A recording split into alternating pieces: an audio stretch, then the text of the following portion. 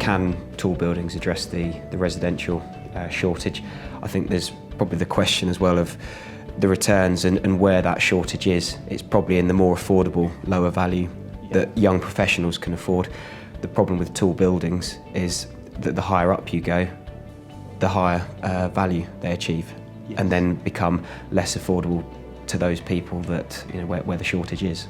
We're working on some PRS schemes, private rental, which have been put as a condition of planning to allow another tall building on the same development. So that will increase the housing stock for young renters. However, it's not addressing the ownership problem.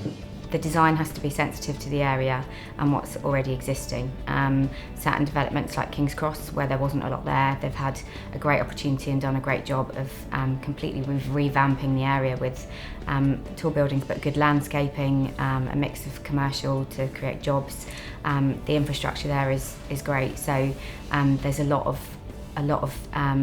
opportunity for them to tap into, and I think they've tapped into that. How tall buildings can fit successfully into London street-based culture is a difficult thing to address. I think they can, as long as they become sort of inviting spaces where the ground floor is perhaps open, that allows people to walk through and interact with the building itself, have leisure facilities on hand so that there's people sort of congregating and it's not just sort of blanket imposing structure that looms up from the street. And what do these, the term millennials want? And it is that buzz, it's that atmosphere, and it's the social interaction that, as Alistair said, wanting a residential development, but also with bars, shops, to create that mix and use throughout the day. It's the same with offices. You want destinations, places to go, places to relax and socialise.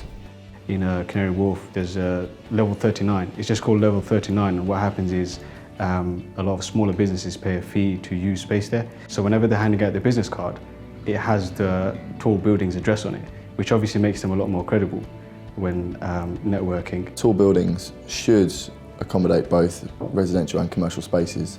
I think that it's essential that people get past their work life, personal life. I think it's got to integrate. The mixed-use developments of office and residential I think it allows the office space to become a different environment, because they know that obviously there are people living there, and with that I think it brings a certain different aspect of appeal to the actual area, not just the office space that we're looking for in terms of developing London, but it also brings certain types of investment that might not be appropriate for placemaking, isn't it? It's placemaking. Absolutely. Instead of building a building for just the sake of building it, you're creating a purpose for that. To have the shops on ground level and then go up to your apartment on 4th floor and then go up to your office on the 8th floor, I mean, that's incredible.